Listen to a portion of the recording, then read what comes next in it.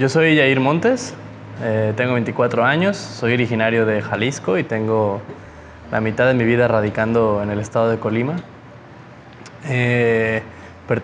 Soy músico del estado y comencé en la música, yo diría que muy pequeño, porque mi papá es melómano, entonces todo el tiempo desde niño escuché mucha música y era bastante interesante porque tengo recuerdos de estar sentado con él en un escritorio desde muy pequeño, escuchando música mientras él tomaba algo, ¿no? Y la verdad es que era culturalmente muy rico compartir con él porque podíamos estar escuchando Led Zeppelin o Pink Floyd o los Doors y después se cansaba y ponía María Callas o un nocturno de Chopin y después quería ponerse un poco más alegre y escuchábamos Buenavista Social Club y esas cosas. Entonces yo creo que mi primer contacto y mi enamorarme con lo que ahora hago surgió ahí, ¿no?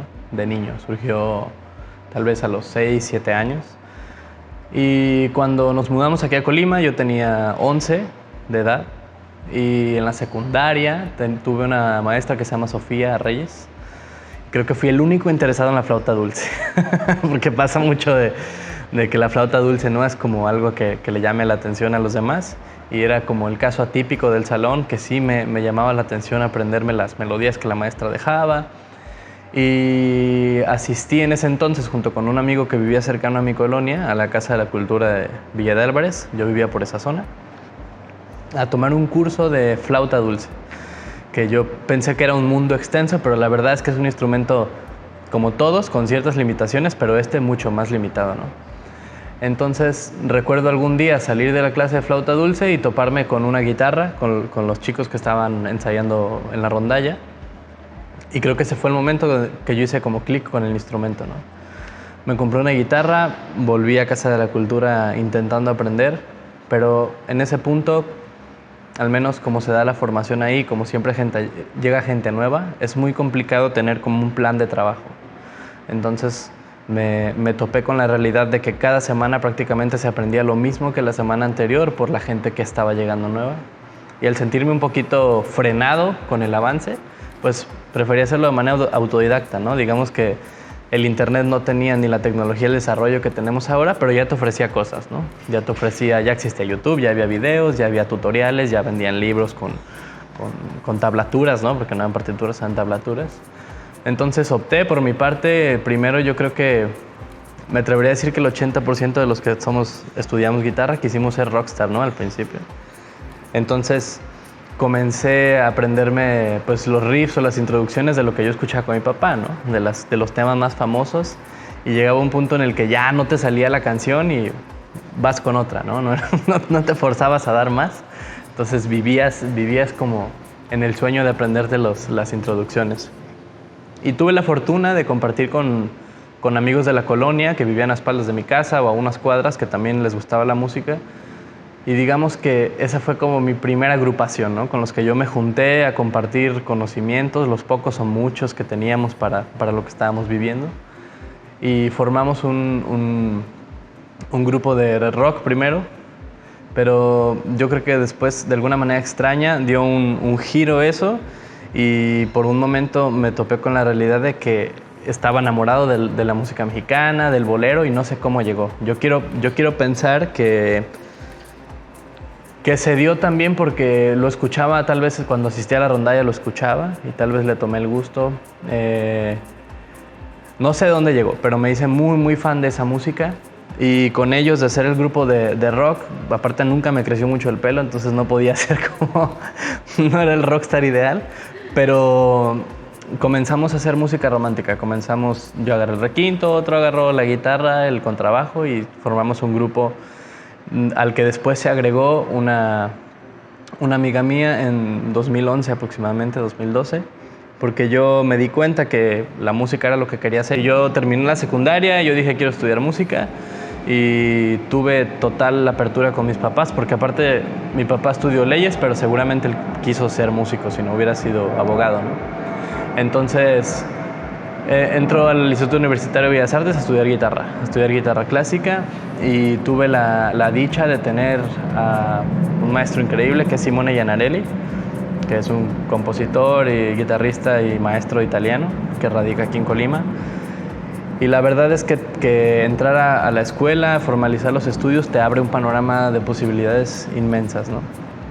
Estando ahí, pues conocí más gente que estaba en la misma misión que yo y continué con esa pequeña agrupación que estaba formada en ese entonces por amigos. Entonces creo que he sido muy bendecido, creo que me he encontrado en el camino con mucha gente que ha apoyado y que ha creído en mí y que ayuda eso bastante a que tú progreses, ¿no? Me dediqué todo ese tiempo a estudiar música clásica en la escuela, guitarra clásica. Y antes de terminar la prepa me di cuenta que esto que siempre me tuvo ligado a la música popular, por llamarlo así, me jalaba mucho, ¿no? Me gustaba mucho lo que hacía en la escuela, disfrutaba mucho en la música clásica, pero siempre sentía una necesidad personal de ir hacia el otro, hacia el mundo que no está ahí en la academia, ¿no? Entonces, tuve en planes cambiarme de área porque sentía que el tronco común de la licenciatura me favorecía mucho más. Yo empecé a escribir, empecé a componer, empecé a hacer arreglos de música y siento que cerré con broche de oro felizmente mi etapa de concertista porque en el 2014 tuve la fortuna de ganar como mejor intérprete en el Festival Guitarromanía y un año después presentar un recital en el Teatro Hidalgo, ¿no? Un foro muy lindo que tiene la ciudad. Tuve la fortuna y estoy agradecido con esa persona, de trabajar mucho con el tenor Felipe Castellanos, que fue alguien que la verdad me abrió las puertas desde muy niño, a llevarme, estuve con él en Aguascalientes, lo acompañé alguna vez al Cortijo de los Fernández a tocar con algunas piezas con él, y mientras eso se suscitaba, pues yo me enamoraba mucho más del repertorio de música mexicana, ¿no? Porque él hacía mucho eso.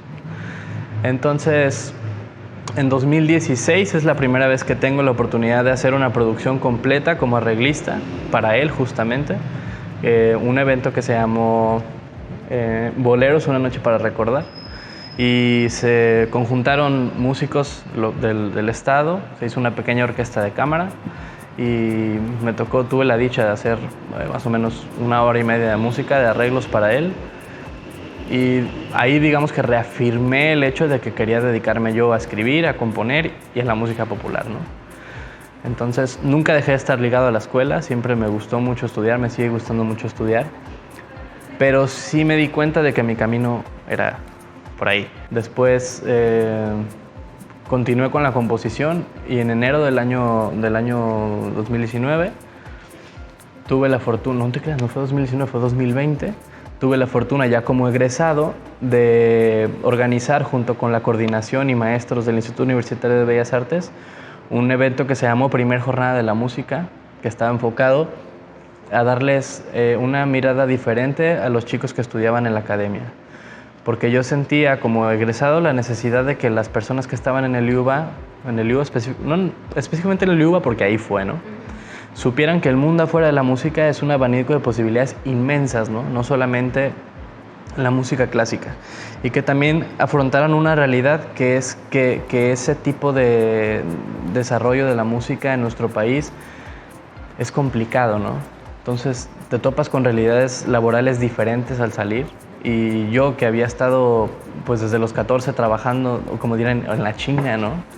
Sentí la necesidad de devolverle un poco a la escuela, dentro de lo que yo pudiera, y organizamos esta primera jornada de la música en conjunto con coordinadores, maestros, que buscó justo eso, ¿no? Hay que estar bien claros que la música clásica de ahora era la música popular de su tiempo, ¿no? Eso es como un concepto que yo creo que siempre ayuda a esclarecer que simplemente estamos en temporalidades diferentes, pero que así como nosotros ahorita tarareamos lo que escuchamos en la radio, bueno, entonces en ese tiempo no había radio, si habláramos, o sea, de 1800, 1700, pero las áreas de ópera que estaban de moda era lo que los trovadores o los juglares llevaban, ¿no? Y cantaban y contaban. Y esa visión ayuda mucho a saber que estamos en un mismo punto de encuentro. Entonces, yo creo que cuando el músico de la academia sale al mundo real y se topa con que no es el mejor por haber estudiado haciendo otra cosa, es cuando tú tienes apertura de conocer esas cuestiones, ¿no? El año pasado tuve la oportunidad de estar en Guanajuato en un curso, en un laboratorio sonoro, invitado por la licenciada Yolanda, donde fuimos a 2 personas de aquí de Colima, Carlos Virgilio Mendoza, también compañero mío de la escuela, y yo, a escribir música para un cuarteto de cuerdas. Y lo increíble era que tenías el cuarteto para ti durante una semana. Entonces tú escribías y había una retroalimentación constante de aprender recursos idiomáticos del instrumento, el lenguaje, ¿no? Entonces sucedió algo muy curioso, que estaba un chico, digamos que la música clásica o académica como tal está en un punto constante de evolución, ¿no? A mí las nuevas tendencias, la verdad, no son muy de mi agrado. La música contemporánea no es algo que sea tan afín a mí, pero me topé con que la mayoría hacían eso, ¿no? Porque es lo que está como en tendencia, es lo que está como nuevo, ¿no? Hacia dónde va, digamos, la música, la exploración sonora. Ya hay muchos medios tecnológicos que se usan, y es normal por la evolución también social, ¿no? Y había un chico que escribía paso doble, ¿no? Y cuando él se presentó, después de que el cuarteto tocó su obra, se disculpó y dijo: perdón, es que yo siento que no estoy al nivel de los demás. Y yo recuerdo haber platicado con él después y decirle: mira, no demerites nunca lo que hagas, porque yo creo que lo rico de la música es que tú y yo podemos tener las mismas capacidades, pero no pensamos ni sentimos igual, y la información va a salir diferente. Y además, como tú te sientes inexperto en la música contemporánea, te aseguro que todos ellos se sentirían inexpertos en un curso de paso doble, ¿no? Entonces siento que captar el conocimiento desde ese punto, la verdad es un punto de humildad, de decir: no sé más que tú por haber estudiado más. Y alguna vez un maestro me decía: para aprender hay que callar menos, hablar menos y escuchar más. Entonces yo creo que cuando entras en ese punto de recibir más de lo que tú puedes dar, también se abre ese panorama, ¿no? De no hacer menos nada, porque no lo es, y porque al final nunca vamos a ser expertos en nada, ¿no? ¿Qué viene? Chale, pues estoy estudiando la maestría, estoy estudiando mi maestría en composición. Te digo que en enero tuve la oportunidad de estrenar una obra de música para diferentes ensambles, diferentes cosas, diferentes estilos. Estoy esperando que este año me estrenen más cosas, colegas músicos. Eso es algo que viene, me gusta mucho estudiar. Otra cosa que me animé ahora con la pandemia, la verdad es que ha sido el tiempo más creativo que he tenido, y yo también escribía y de repente me daba un poco de miedo mostrar eso, pero ahora estoy grabando un disco como cantautor.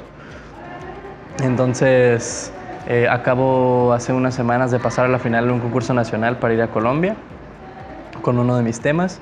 Entonces lo que viene es seguir escribiendo, seguir aprendiendo, sacar el disco, seguir compartiendo, porque me gusta mucho tocar, me gusta mucho compartir, y seguir siendo feliz, porque sabes que la música tiene esa ventaja, ¿eh? La gente de repente se preocupa mucho por el bolsillo, y el arte en general. Y si bien el arte te puede alimentar muy bien el bolsillo, y no es que yo viva despilfarrado, pero nunca me ha faltado nada, sí alimenta otra parte que muchas veces no tomamos en cuenta, que es la parte emocional, la parte espiritual. Y yo creo que también el arte nos ha mantenido vivos dentro de esos estándares, aún en la pandemia, ¿no? Aún en la crisis. Entonces lo que sigue es seguir siendo feliz con lo que hago, porque proyectos siempre va a haber, ¿no? Siempre va a haber cosas que hacer, pero mantener la felicidad yo creo que es como el objetivo final de todos, ¿no? Entonces yo creo que eso viene.